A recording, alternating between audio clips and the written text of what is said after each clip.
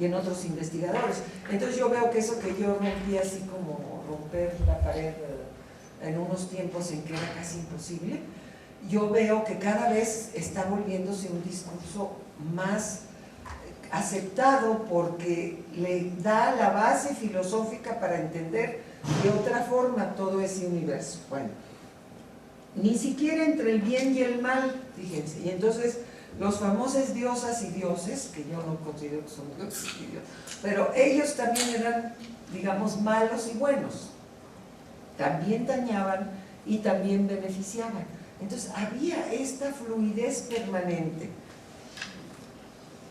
Tampoco entre lo divino y lo terrestre. Yo me acuerdo que yo todavía en mis inicios hice un artículo y puse que espiritual, usé la palabra espiritual. Y López Ospin me hizo una corrección, me dijo, la categoría de espiritual no existe en el mundo mesoamericano. No existe, porque no existe separada de lo material, porque el cuerpo no está separado del espíritu, de la mente o de eso, o sea, no hay ese concepto de espiritual. Ahora, les voy a decir otra cosa, que es la reapropiación de los discursos, que es de lo que habla Shannon Speed.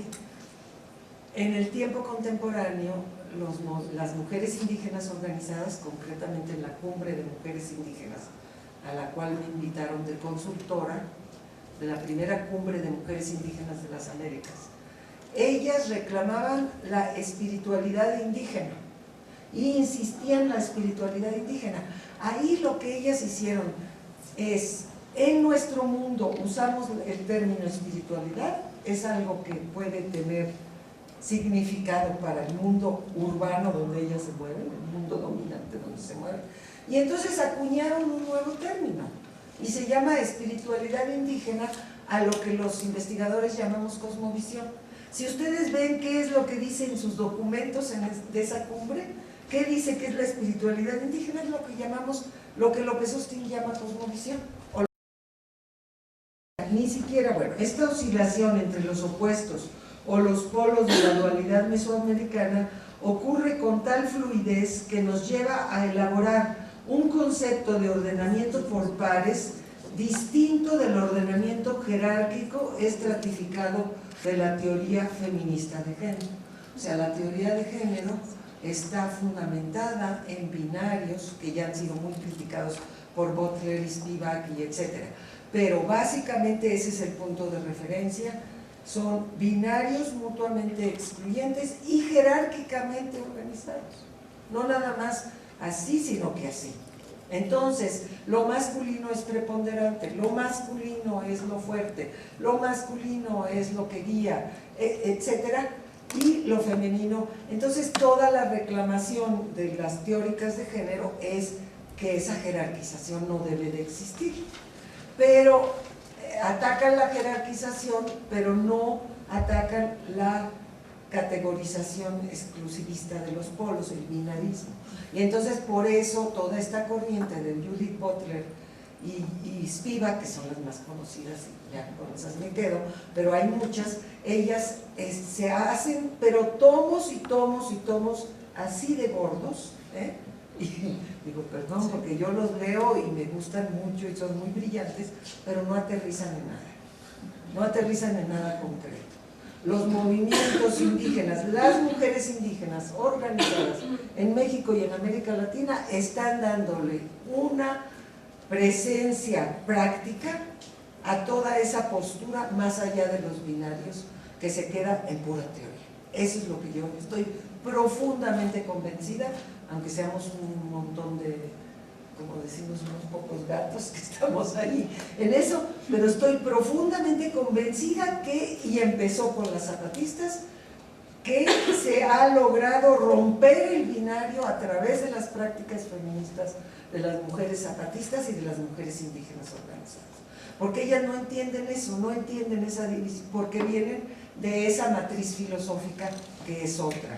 Bueno, en la cosmovisión mesoamericana la dualidad no era ni fija ni estática, sino en continuo cambio.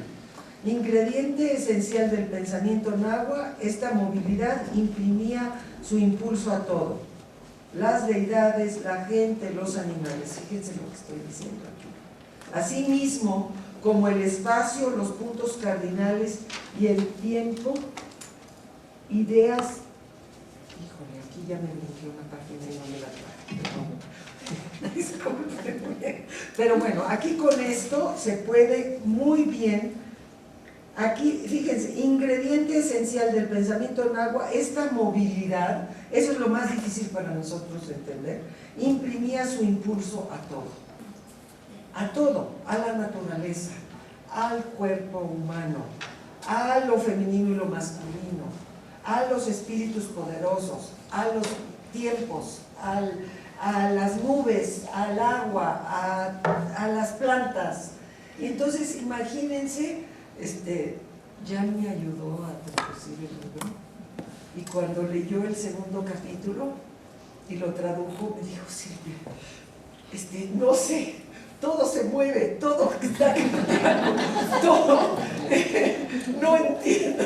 Estaba sumamente incómodo porque mi marido es suizo y entonces es pues así paradójico de la filosofía occidental, ¿no? Entonces, lo que se me hizo muy curioso es cómo captó toda esta fluidez interna del movimiento. Y entonces, lo que es importante es que esta fluidez, que ahorita no es toda la fluidez lo que es el tema, ¿cómo se refleja en el género? Pues por supuesto que el género no estaba masculino y femenino acá. No. Entonces hay una serie de gradaciones internas de masculino con un poco de femenino, por eso las diosas, según Doris Hayden, tenían características andróginas, porque de repente hasta las representaciones religiosas, pues se hacían desde ese punto de vista. Entonces tenían unas particularidades femeninas, otras masculinas, y así representaban a las diosas y a los dioses. Y entonces para un ojo externo no tiene. Si encontramos esto, es perfectamente lógico. Teniendo esto claro, no hay duda de que hay una lógica filosófica profunda, no supersticiosa, no mágica, porque luego vamos con las curanderas y que nos limpian y nos sacó los malos aires. Y decimos, bueno, pues es muy curioso cómo somos los urbanos en México, o los universitarios, porque sí vamos, y sí, ya me echaron la sal y necesito que hasta yo he salido de grandes personajes, de altos funcionarios políticos institucionales que van a consultar a esa gente. Y entonces yo digo, bueno, ¿cómo interpretan eso que les dice el granicero, o la curandera, o el chamán, o como le quieran llamar? ¿Cómo interpretan eso? Pues hagan de cuenta que hacemos dos paquetitos. Por aquí está la superstición, disque ignorancia, pero bien que vamos a consultarlos. Supersticiones, ignorantes y no sé cuántas cosas atrasados que les ponemos, pero bien que nos guiamos por ellos, ¿verdad?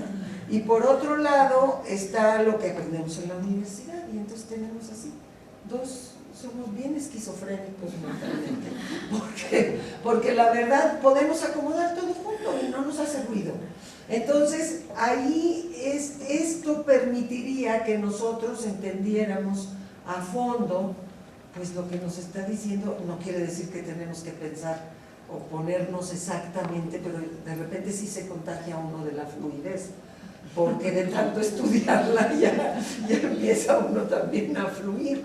Pero sí tener un respeto, o sea, no considerar eso magia o superstición, sino decir esto es otra epistemología, es otra forma de concebir el mundo, es otra forma de concebir el cuerpo, no es ignorancia, no es superstición, no es magia, ¿verdad? Eso sería lo que yo pensaría que sería la mínima actitud ética ante esos mundos, ¿no? Una obligación ética de respetar, pero respetarlos en su profundidad filosófica, no nada más decir, sí, yo los respeto, pero allá ellos qué cosas raras hacen, ¿no? Que luego muchas veces esa es la actitud.